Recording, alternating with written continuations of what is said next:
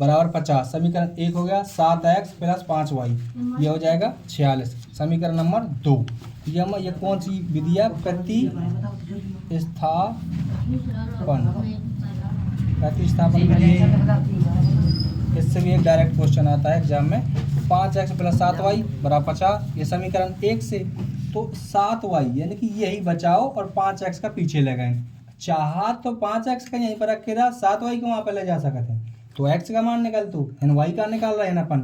तो 7y है 50, या वह साइड चलोगा 5x तो माइनस का होगा, माइनस की मतलब कि माइनस का होगा।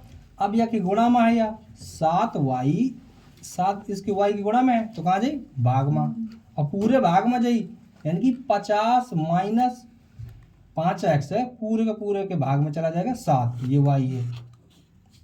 ठीक है।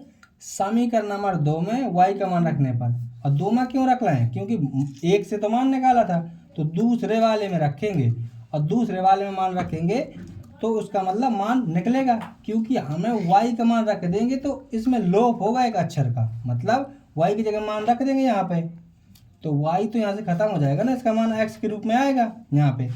7x 5 गुणे में है, तो गुणे में है ये पूरा पूरा मान। ठीक है। तो इसमें 50 माइनस 7x, तो ये हो जाएगा इसका गुणा, या पहले भिन्न कर सकते हैं या बाद में भिन्न, तो इसमें भिन्न कर दी गई, यहाँ पर बटे 1 मानेंगे, तो 7 हो जाएगा इसका एलसीएम। इस बार किया यहाँ पे, तो 7 हो गया इसका एलसीएम, और 7 का गुणा यहाँ पे करना पड़ेगा, 7 49। 5 इसके गुणे में है तो इसमें गुणा नहीं होगा, क्योंकि 7 पूरे के बटे में इतने की। ठीक है। तो हो जाएगा 5 गुणे 50, ये हो जाएगा माइनस का 5x, तो इसमें अंदर गुणा करेंगे, इसमें वितरण नियम लग जाएगा। 49x ये हो जाए 5 25, यानी कि 250 हो गया 250, और माइनस है तो माइनस, प्लस माइनस का गुणा भी माइनस होता है। 5 25, बगल में x है तो x, और ये x गुणा में होता है। ठीक है। यहाँ पर ये y गुणे में थी 7 की, जब तो यहाँ पर नीचे गया है वो। ठीक है। और यहाँ पर होगा तिर्यक गुणा, 7 का गुणा 46 से, 7 छंग 42, 7 छंग 42 हो जाएगा, और यह हो जाएगा 7 चौक 28 और 4 32। ठीक है, जो कि यहाँ पर है। तो 49 हो गया, ये वाला 25 को आगे लिख दिया। ठीक है। 49 में से 25 चले जाएंगे तो 24 बचेगा, ये 250 बचा ये वाला, और उस साइड हो गए थे कितना 7 छंग 42, और ये हो जाएगा 7 चौक 28 और 4 32, यानी कि 322 में से उस साइड जाएगा तो 250 घटेगा तो 24, और जितना ये बचा कितना बचेगा 2, और 32 में से 25 चले गए 7, तो 72, 24 3 72, एक उत्तर हो गया। ये वाला मान वहीं पर रखेंगे समीकरण 3 में, यहाँ पर ये समीकरण 3 था अपना, तो यहाँ पर रखेंगे x का मान, x का मान यहाँ रखेंगे जब तो y का मान निकलेगा। मान तो अपन को दोनों निकाल के दिखाने हैं। समीकरण 3 में x का मान रखने पर, तो यहाँ पर हो जाएगा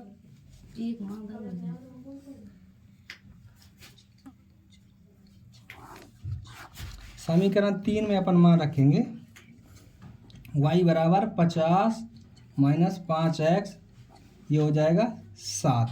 यहाँ पर रख देंगे y बराबर 50, ये हो जाएगा 5, कितना मान आया था अपना 3, इससे गुणा हो जाएगा तो 5 हो जाएगा 15। यहाँ पर लेंगे 50 माइनस हो जाएगा 15, 50 में 15 चले जाने का मतलब है कि 35 बचेगा। 35 बचा तो 7 का भाग देंगे तो कितना बार जाएगा 5 बार, 7 पना 35। अतः आ करके दोनों मान लिख देंगे। अतः का मान हो जाएगा, x का मान निकला था अपना 3, और y का मान कितना निकला 5। तो ये प्रतिस्थापन विधि से हल निकाल आएंगे x का और y का मान। x चर है y चर है, इनकी वैल्यू 3, इनकी वैल्यू 5। ये सवाल